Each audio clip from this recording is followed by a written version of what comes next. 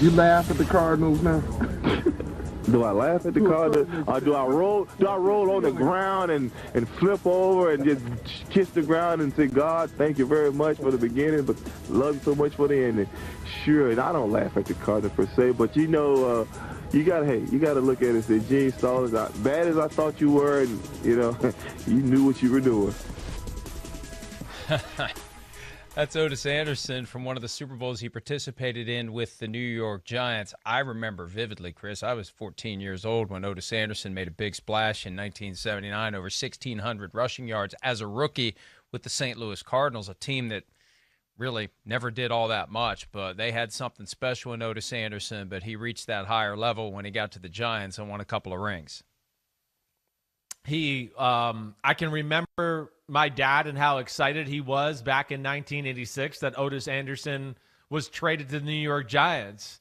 I can remember him gushing about what a good player he thought he was. And then, of course, he found his role. Big Blue, Ottis Anderson, tough running between the tackles, just, physical New York Giants football. He fit the mold of the football team. And really, as the late 80s went on, he kind of became, the lifeline and soul of that team. They played through the run game in 89 and 90s in his tough ways. And you could see right there, he could still probably carry the football a little bit and move the pile on.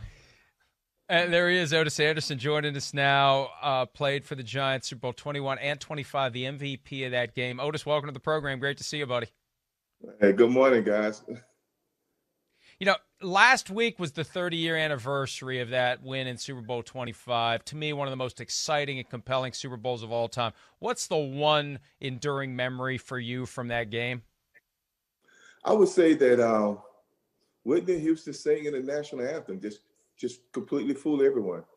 No one knew that she was performing, and to see her come out, a native of New Jersey, to come out and sing the national anthem and the way she did it, and based on what was going on during that time of the year, it was incredible. It was incredible for all of us. Yeah, Gulf War had just started not long before that, and that was a moment that really galvanized the entire nation. The moment that galvanized everyone's eyes to the TV was that field goal try by the Bills at the end. Where were you during that moment? Were you looking? Were you head down? Were you hiding somewhere? Where take us through what you experienced as that kick went up into the air. Well, I was toward the end of the bench, toward heading toward the locker room. If he missed that field goal, I'm not being a good sport. I'm going in. I'm just done because it's such an emotional game. But overall, I probably would have stayed out there because my ex-teammate Leonard Smith was playing for Buffalo at that time. But how I knew he missed the field goal, I was looking over at Ma Levy and Andre Reed and James Lofton was holding hands. And when that kick started off, their hands started going up in the air. And I was like, oh, shoot. And then I saw their hands drop. And as I saw their hands drop, I see the ball drifting to the right. And I said, he missed it. And Disney running behind me saying, you're the MVP of the Super Bowl. Well, what? Ottis, more on that game, because, of course, it's one of the greatest upsets in Super Bowl history. It was the great, air show of Jim Kelly and the Buffalo Bills. How about, your mindset going into the week? Were you prepared? Did you know that it was going to just be a ground and pound Ottis Anderson, work session going into the game? Well, Chris, the late Ron Earhart and Parcells and my coach, Ray Hanley, sat down after all the team meetings was over with, and they say, listen, this is our game plan. We want to run you till your tongue fall out. So what plays are you comfortable? Hey, Chris, you know that coming from Parcells, from your dad, you know how he talks. So he said, what plays do you like to run best? And I said, Coach, if you can keep me between the tackles, I really appreciate it. And then Bill said, well, we got to trick him every once in a while. We got to get you to the perimeter. That's the only way we're going to be successful. But I know we have Megan to get us around the corner, but every once in a while, we got to take you to the corner. I'm like, okay, Coach. And that game I only had two plays that went outside. One went to the left by the goal line, and the other one was around the left side where I hit Kelso with that uppercut. Oh, that's the next question I want to ask about. I mean, to me, that is the lasting image other than the missed field goal is O.J. Anderson winding up the big right hook. Like, had you done that? I don't remember watching you in prior games, with the Giants ever throwing the uppercut out like that. Well, when I came in as a rookie from Miami, I did it a lot in St. Louis, and I just never had really, a chance to do it when I became a Giant because, I was behind, Joe Morris, who did everything when I got there in '86, and then '87 was the strike, and in '88 I played goal line and short yardage. So I really didn't have a chance to execute it, but I knew I always had it if I needed it, and that play I just wanted to really intimidate him so bad and made him really think about how he wanted to tackle me. And so that's what that forearm was all about. Ottis, take us back to that late 1980s locker room for the New York Giants where there's a little blonde-haired, foul-mouthed kid running around. Do you have a memory of Chris Sims in the Giants locker room? You know what?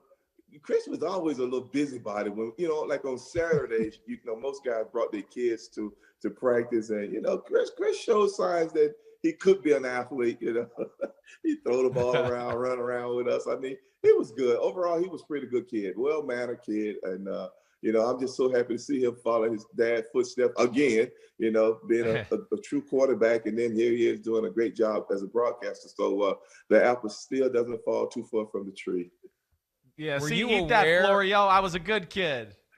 Well, I'm gonna ask him if he's aware of the incident during the quarterback controversy between Phil and Jeff Hostetler of someone putting shaving cream in the cleats of Jeff Hostetler. Were you aware of that?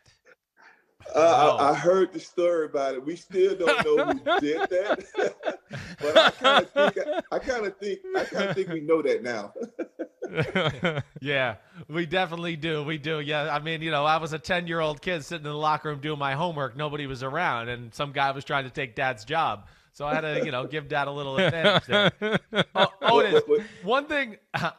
Go ahead, Ottis. What were you gonna say? I was gonna say, Chris, we did a lot of practical jokes back then during that era, man. We did that thing. Do you remember when Phil, your dad, had fish tied to the engine of his car and drove around all week with that smell? You remember that? I've heard. Yes, somebody put it in the back, like underneath his back seat of his car.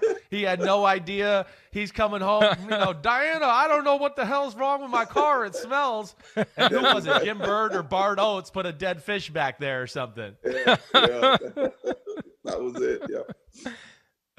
Ottis, I'm always you're just the epitome of like old school smash mouth running back.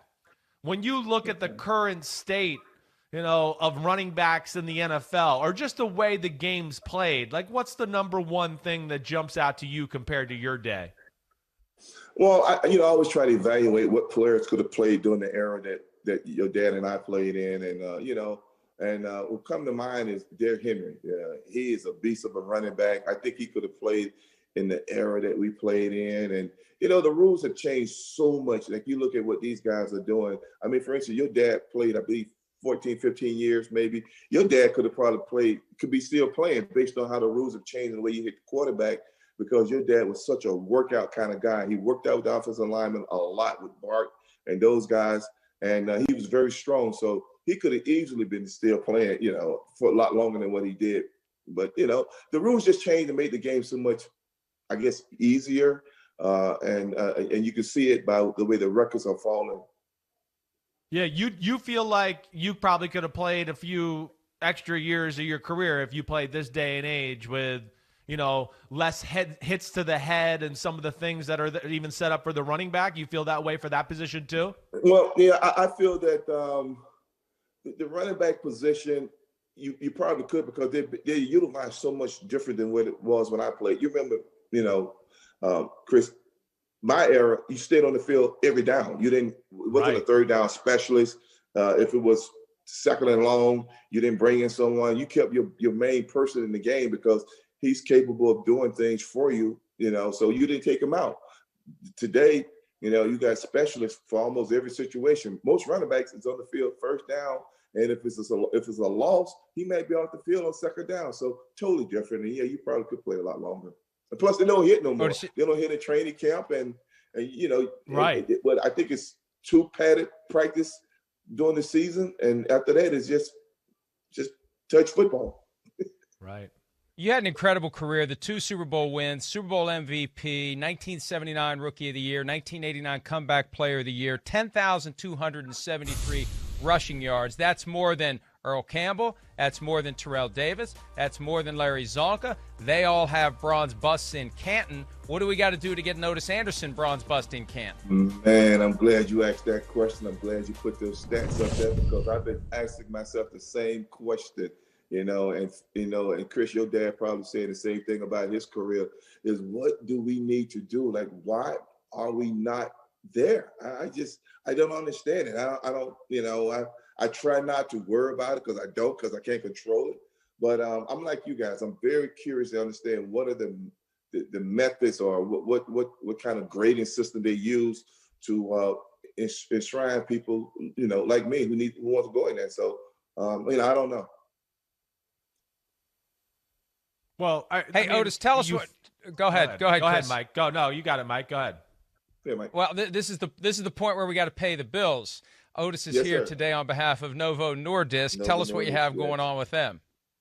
As a patient ambassador of Novo Nordisk, this past year has been tough for everyone, especially people like me who living with type 2 diabetes.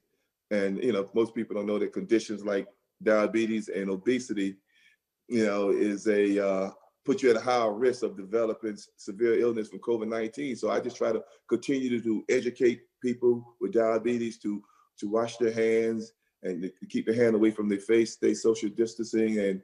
And also, with diabetes and obesity and the COVID-20 and the COVID-30, which a lot of people start to develop, that ain't good. And that's why the NFL alumni has formed a relationship with Novo Nordisk called Huddle Up, Let's Talk Obesity. And you can pick it up on with huddleupobesity.com to get more information about it. But Novo Nordisk and the NFL is just trying to branch the gap so that everybody understands that you still got to work out, you still got to develop some type of balance as you go through this whole, COVID-19 situation. You got to continue to have conversation with your doctors. You can't stop doing what you used to do because of COVID-19. You still got to keep that relationship because, diabetes and COVID-19, they don't take a day off and they don't go away. Great cause, what you're doing. You're right. Overall health, especially during this time, how could that not be a positive or something you want to do? And I'd like to end it with that too. You, the workhorse, O.J. Anderson, Mr. Right-Hand Uppercut, like how is your body at this point right now in your life? Like, do you feel the wear and tear of all those carries in the 80s? You know what, Chris, I'll be honest with you. The only problem I really deal with is a little early arthritis in my left hip. But if that's all I have after playing 14 years and 30 years later, and it doesn't affect my golf game. So I'm pretty good. I'm pretty good. Well, you're pretty great about that. I don't know your time.